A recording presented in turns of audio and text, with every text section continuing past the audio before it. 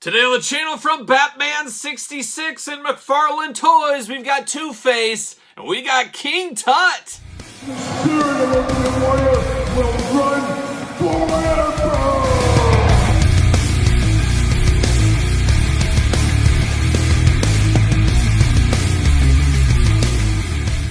Welcome everyone, Kyle here, and welcome back to the channel for another Batman 66 McFarlane Toys unboxing and review. And today on the channel we got King Tut and we got Two-Face, but for all your Batman needs and a whole lot more, make sure you're hitting up Entertainment Earth. Use discount code Kyle, save yourself 10% on all in-stock items. Anything over $59 does ship free. Got to get a deal. And of course, these are Target exclusives currently. We've seen them go to other retailers after a little bit of time, so you might have to play a little bit of that long game. And the long game is something I usually do with this line, but I was very excited for these two villains, so I forgoed the long game, jumped in there at the $20 price point, picked up both of these two at my local Target. So they are starting to hit if you're after this one. Radioactive Batman, Wayne Manor, the Batboat, all hitting as well at the same time. I'm long gaming those ones for sure, but these two I had to have in my possession right away. But of course, we're going to do this review like we do all the other reviews on the channel. We're going to take a look at the packaging. We're going to talk about it. We're going to unbox it. We're going to talk about it. We're going to see where it goes from there. And we're going to start off with a little Two-Face, and this is a little bit of a controversial one. Oh, controversy. It's everywhere. Dare I even say a conspiracy? You ever wonder if they're watching your every move?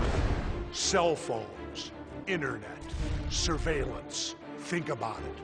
Well, I don't know if I go that far here, but of course, Batman 66 is based on the old Adam West TV show. A lot of us grew up watching that in reruns, or maybe you watched it when it was live airing, depending on your age. But Two-Face was not in that TV show, but Two-Face, a very iconic Batman villain throughout the years. Funnily enough, whenever I think of Two-Face and Batman, I think of Tommy Lee Jones, and I think of the old Kenner figure from way back in the day that I had as a kid.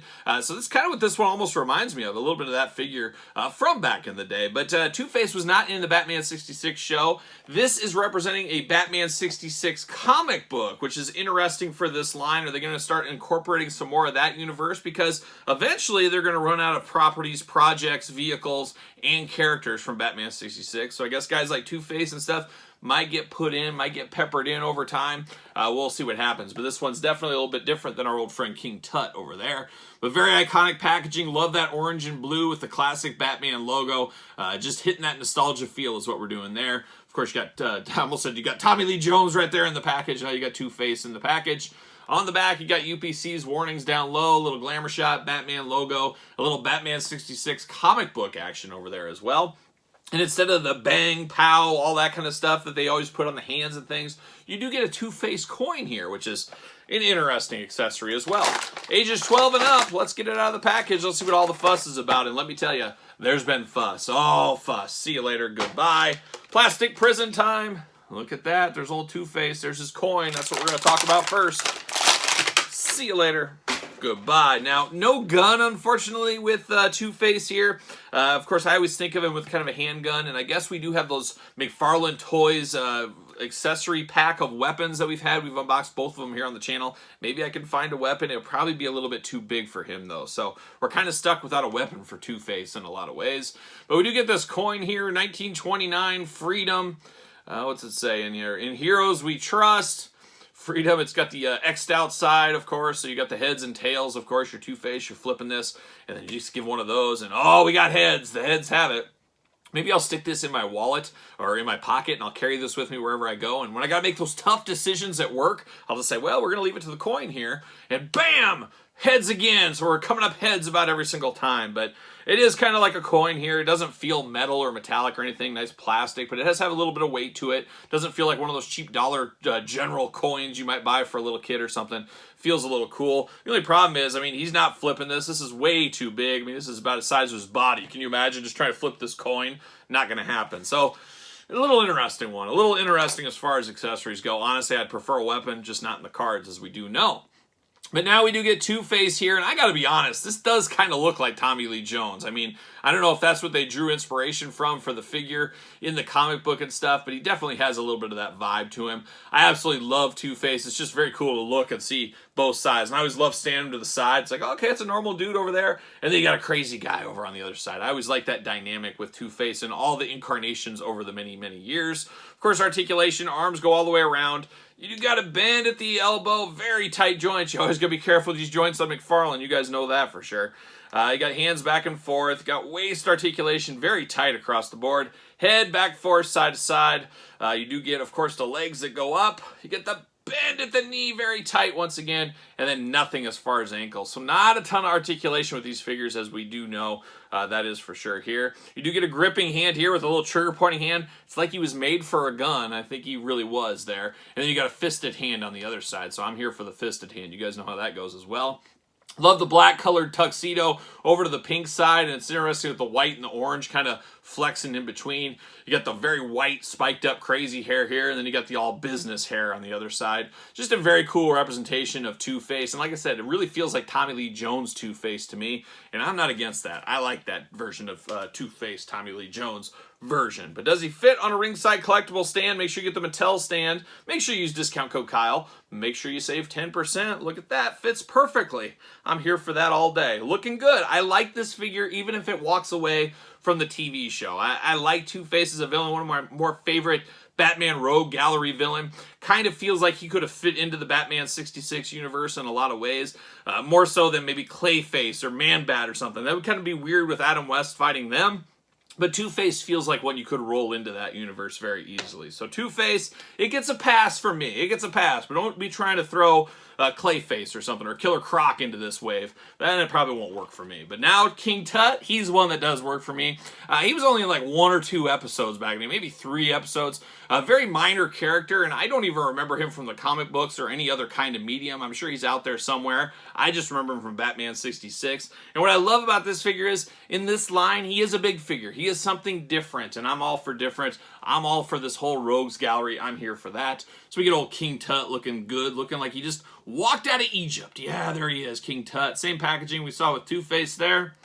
What's he got? Oh, he's got a cane. He's got 2 different canes here instead of the bow, Pam, all that kind of stuff. Very cool. So, okay, he's got that there. And then on the back, we get a little glamour shot of King Tut. Looks like we got the Batcave back there, Batman, all the usual background stuff here. From the classic TV series, get old King Tut out of the package. See what all the fuss is about. There has been a little bit of fuss about him. See you later, goodbye. He's got a big old thing of tape on the way on the back. Oh, we're taping down the cape. Nobody likes tape on the cape. We've talked about that before. It's a dangerous precedent. I don't like to see it, but it's happening. It's happening in our very eyes, right in front of them. There it is, King Tut looking good. Soft goods cape on him. I'm surprised to see that, and I'm very happy to see that. Oh, he's twist-tied in at the waist. Be careful there. Cut that out. I'm happy to see a soft goods cape here. I love a good soft goods cape. Cape season, the never-ending adventure. It's like the never-ending story is what it really is. See you later. We all remember that movie. Watch out for the quicksand, Atreyu, all that kind of fun stuff. That's kind of what it is here with Cape season. It's the never-ending story. It's never going to end. Cape season for life. It's like the NWO. Once you go Cape season, you're Cape season for life. But you do get the 2 canes here. You get like the shepherd's cane, it looks like. It looks like he's going to work with a flock of sheep out there in the field. And then you got this one. I'm not sure exactly what you call this. It almost is like, reminds me of one of those Sergeant Slaughter sticks you carry around. You kind of put in his hand, a drill sergeant stick or something like that. All in red here, looking good. Got the little kind of leather piece on the end, obviously all sculpted in, but it does carry what it's supposed to look like. So there you go. So you got 2 different cane sticks with him. Then you get down to King Tut, and the first thing you notice is this beautiful soft good red robe. I am here for that, and this is definitely the heaviest figure we've had in the Batman 66 line so far. Nice weight to this one right here. Same articulation that we got with Two-Face, but oh my gosh, he's got plastic all around him on the inside. I don't know what is going on here. It's tape. It's not plastic. He's taped up inside too. So what's with all the tape? I wonder, I have to wonder if this cape is staining the figure and they put this as like a little blocker in between. I don't like that, and I probably shouldn't have pulled it off if that actually is the case here, but it is taped all the way on the back here around where the cape does kind of lay on the figure. That has to be my guess what they're doing. They're protecting this from bleeding onto the figure, but it is unsightly to have just tape wrapped around your figure. Unless you got the Jack Sticky disease going on. I don't know what other reason they could possibly have for that. So I got a very, very bad feeling that over time this cape will be staining this figure. Now, it's not all bad because the cape doesn't come off. You're never going to see the back. I mean, you'd have to really flip it up. And when are you going to be playing it with it like this? You're probably not going to be. But at the same time, it just sucks to know our figures are going to get ruined over time. I guess we'll keep an eye on this, and we'll check back in like 4 years on the channel. We'll see if it's stained, if we even remember at that point. But I'm guessing that is the reason for the tape over there. But I love the soft goods. I mean, a great feeling cape on him, looking really, really nice. And then King Tut got that, what do you call that thing? That like goatee thing. It's like goatee jewelry. It's crazy. But you see it on a lot of those guys of King Tut's style here. And he definitely looks interesting with that. King Tut being a bigger guy, hence the extra weight of the figure here. He's got the, is it an Egyptian headdress? And we'll call it that for a lack of better terms. He's got the little flap in the front there. Nice belt. Got the big old robe going on. Like he's going to go to a toga party. Maybe a toga Halloween party. Who knows with King Tut? He's a wild and wacky guy, as we do know. He just got his sandals down low. We do got the legs. Now, he is a little bit of a traffic cone. This is a hard piece of plastic. There's no legs inside that move around, which guess what? That works for me. We should see more figures like that. If you don't need articulation inside the legs on something like this because you can't move them. They're blocked by this anyway. So I think McFarlane did the best way that you would with something like this. So I am okay with that. Got the little necklace down in the middle there. He just got two gripping hands here so he can hold both of his sticks. That makes a heck of a lot of sense as well. He's got the side-to-side articulation, but this guy's almost, like I said, a traffic cone. You get arms to go around.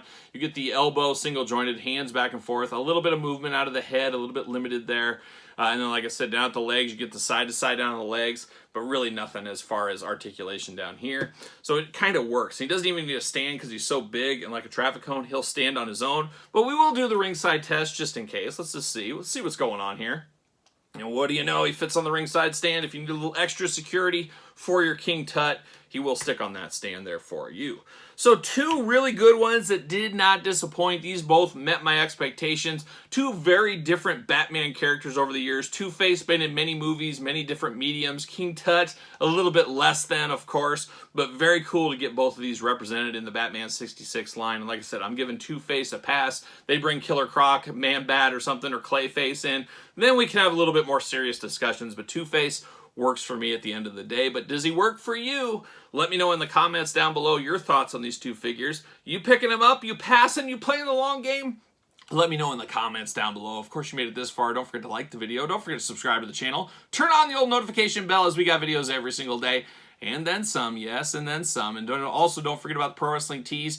Best way to support the channel. You can also support the channel. Of course, Patreon members, you get early access to videos like this, bonus content, exclusive content, giveaways, Q&A, pizza reviews, you name it, a ton of content over there on the old Patreon. And best of all, you support the channel and all the content it does bring. You can also support the channel over at ProWrestlingTees.com. Search Kyle Peterson. And then don't forget social media. SirPaul64 on Twitter, Instagram, _Kyle_Peterson. So for Batman 66, Two-Face, and King Tut, I am Kyle. See you guys all real soon.